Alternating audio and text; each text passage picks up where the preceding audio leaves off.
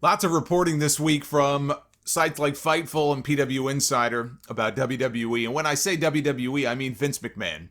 Considering the possibility of hosting Summerslam outside of the Performance Center in a more summer-like atmosphere, either on a boat or a cruise ship or even on a beach somewhere, not unlike some of those old WCW shows that they used to do. But Vince McMahon does not want SummerSlam in the Performance Center without fans. He probably will have no choice in the end, but he really is trying very hard to try to take the show on the road somewhere, anywhere that will have them. WrestleVotes on Twitter claim that they've looked into hosting the event somewhere here in the Northeast, at an outdoor venue, an outdoor location, with limited fans in attendance. And thus far, they have not found any states interested in hosting them. And of course they haven't. Of course they haven't. The Northeast is far better off now than it was back in April. I still would not call it great, but it is, we're kind of in panic mode here, especially in New York back in April, even into May. It was very scary. And it is better off now than it was then, although we're not out of the woods yet. But we're a lot better off than the people are in Florida, in Texas, in California, and a lot of these other states right now. We don't want your stinking show. Stay away. Stay far, far away. We don't want you here. But they say that their desire to host the event, this is from WrestleVotes, their desire to host the event outside the PC is not as easy as they hoped it would be. Oh, you don't say. You don't say. Fans are not going to happen. Can we just put that out there right now? As far as SummerSlam at least, fans are not going to happen. Until we get our shit together, it's just not going to happen. We don't deserve it. We don't deserve it. New Japan can spread 3,000 people out at a venue to at least get some people in the buildings right now. But we are nowhere close to being ready for that. I don't want SummerSlam at the PC either. I'm not arguing that, oh man, I can't wait for SummerSlam to be at the PC. I think it fucking sucks. I'm sick to death of these PC shows. Performance Center. I have to specify what I mean when I say PC.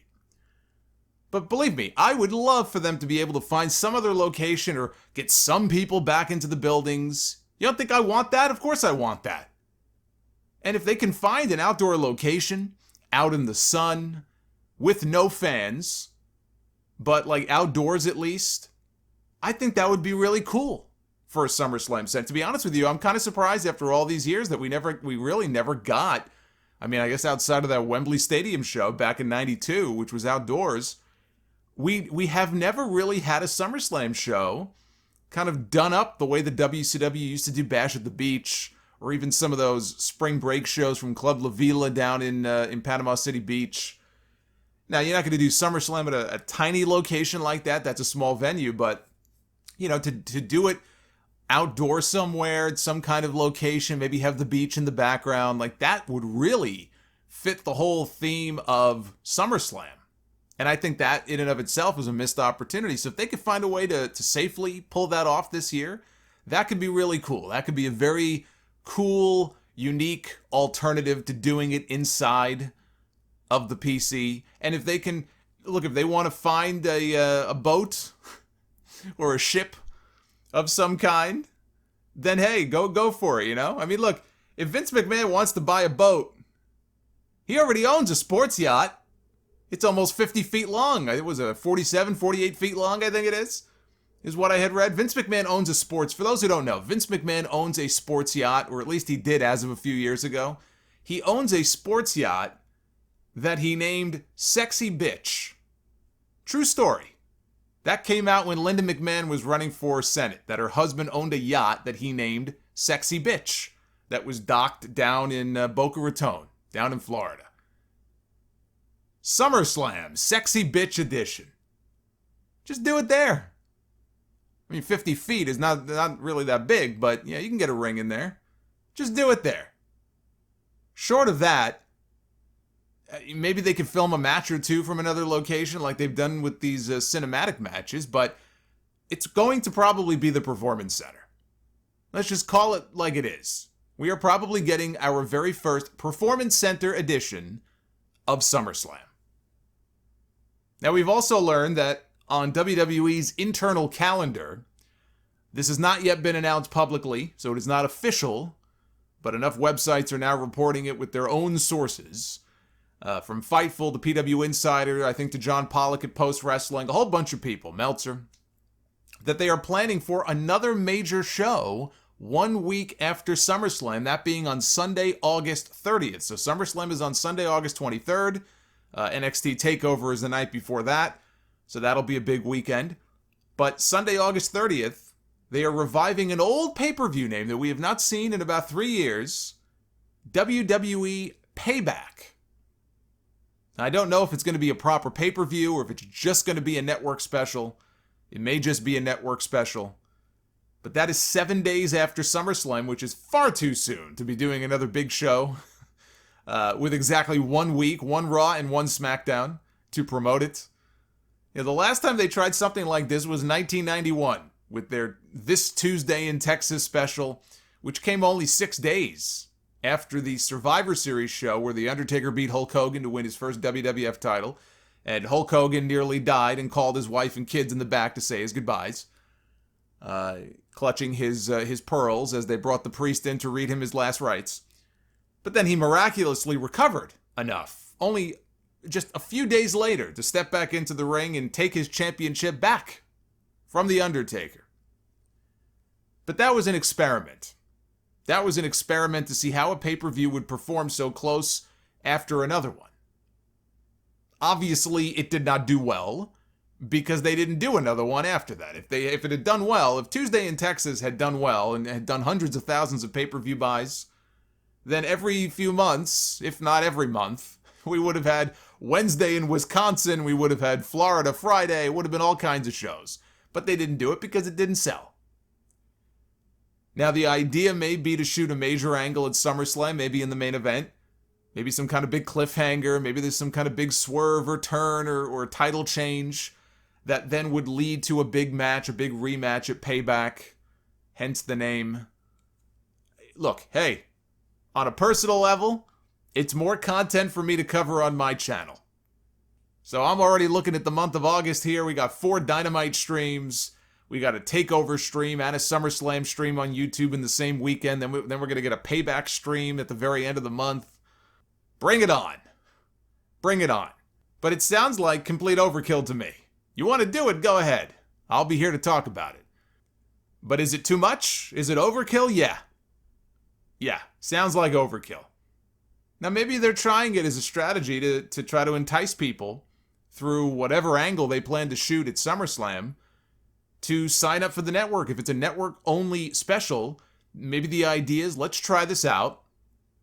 Since we're all in experimentation mode here, from the cinematic stuff to the way we shoot our shows, it's a whole new world now. Let's try this out, and let's see if we can shoot something so compelling and so interesting that it entices a lot of people to then sign up for the WWE Network. Maybe that's the idea. I'm just spitballing here because we still don't know any of the details, but maybe that's the idea. But they're going to have to deliver one hell of an angle if that's the case. Like the one they did back in 2013. I think back to SummerSlams, or as Bret Hart would say, the SummerSlams of yesteryear, 2013. Remember that big angle they shot at the end of the show? Daniel Bryan had that great match with John Cena. He beat him for the WWE Championship. Triple H was the referee. Randy Orton's Mr. Money in the Bank. He's coming out. He's threatening to cash in. Triple H attacks Daniel Bryan. That was the kickoff to the whole authority angle that eventually culminated at WrestleMania. But that was a huge angle. I remember watching that thinking, man, this was awesome. You know, they got me. That was a great swerve. It was a great little cliffhanger that led to Raw the next night. If they could come up with something like that, then maybe it works. You know, but it's got to be compelling. It's got to be interesting. It's got to be something that people don't see coming and they're like, whoa, I wasn't expecting that. That's pretty cool. That was 2013. That was 7 years ago. How funny would it be? I mentioned the Tuesday in Texas, right? In the Survivor Series in 91. How funny would it be if they just copied the Survivor Series finish from 91 with McIntyre and Randy Orton? Right down to Ric Flair sliding a chair into the ring to help Randy Orton win the championship, just like he did with The Undertaker. It's the same, they use the exact same spot that they used him in 30 years ago, which then leads to this impromptu pay-per-view. Hey, you remember what that rematch led to? You remember what the Hogan-Undertaker rematch and the whole controversial finish led to? It led to the championship being vacated and held up in the Royal Rumble match. I seem to vaguely recall that particular Rumble. I hear it's pretty good, from what I understand. And according to a report from Fightful, WWE is planning on, and this could change, because everything is changing. They'll have plans for this and that, and with COVID and everything is changing every day. But they're planning to host another draft this fall, probably sometime in October. They had planned to do another draft, apparently multiple times in the last few months since the pandemic started. They've been pushing it back and pushing it back. And I guess now the plan is to do one probably in October, which would be 1 year after the last draft that they did. That was after SmackDown moved to Fox. By the way, whatever happened to Vince McMahon's rule? Remember that new rule he came up with? That each superstar would be allowed up to 4 appearances on the opposing brand each year. Wasn't that the rule? Do I have that right? And Baron Corbin, I think, was the one person maybe to take advantage of it. And he came to Raw to wrestle Drew McIntyre. And then it was never mentioned again. It was maybe AJ Styles used it, but then AJ got traded to SmackDown, so it didn't matter. But that was it. After that, it has not been mentioned. It's been months. It has been months. And this has not been brought up a single time. Boy, these people must be really loyal to their respective brand. Although Sasha Banks has been all over Raw, and now she's technically a SmackDown star who's now the Raw Women's Champion. But I guess you can kind of sort of excuse it because she's one half of the Tag Team Champions. And the Women's Tag Team Champions are allowed to appear cross-brand. I still think it's a stretch. I still think it's ridiculous that you have a SmackDown person as the Raw Women's Champion. But it was never mentioned again. It's like, this is what I'm talking about. They'll come up with these ideas. And what does it mean? Like, oh boy, I can't wait for the draft. I can't wait for another draft where they try to pop a rating for a week or two. And they make shit up that gets completely forgotten about immediately after. He's so weird with these phases that he goes through. These rules, these silly rules. Things you'll hear the commentators say that you just know is coming from him. And then like 3 or 4 weeks later, it's totally forgotten about.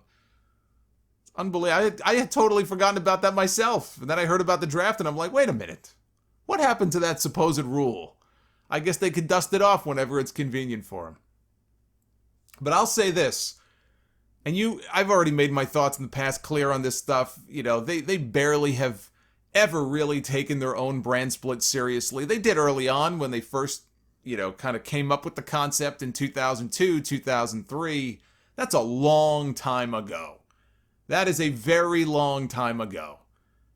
And they just are incapable of keeping their own ideas in order and remembering this, and then they just send people wherever they want to send them, so why even have a brand split? But if they're going to do a draft, and actually took it seriously, that SmackDown women's division right now needs a complete overhaul. As does the SmackDown tag team division. Cesaro and Nakamura are the tag team champions. It looks like maybe now they're going to have a match with the Lucha House Party based on a little interaction between them on Friday night. But, Big E is going off on his own, having a singles run. Usos are out because Jimmy is still recovering from an ACL injury. Otis and Tucker are technically still together. I guess Miz and Morrison are still together. But that tag team division looks awful. Absolutely awful. So shaking up or adding people to the rosters is not a terrible idea. I don't know that you necessarily need a draft for that. I kind of miss the days where people would just kind of make a debut. So again, I don't know that you need a draft for that, but if you're going to have one, those are 2 areas they need to desperately work on that SmackDown brand. I look at somebody in NXT like a Rhea Ripley. What business does she even have still being there? Why is she not on SmackDown? Why are Fish and O'Reilly not on SmackDown? If they go to Raw or SmackDown, SmackDown should be their destination. But they've got to make some moves. But you know what? At the end of the day, when it comes to the draft, I'll just say this. If they don't take it seriously, then why should anybody else? That's always been my issue with it. If they can't take it seriously, then why should any of us?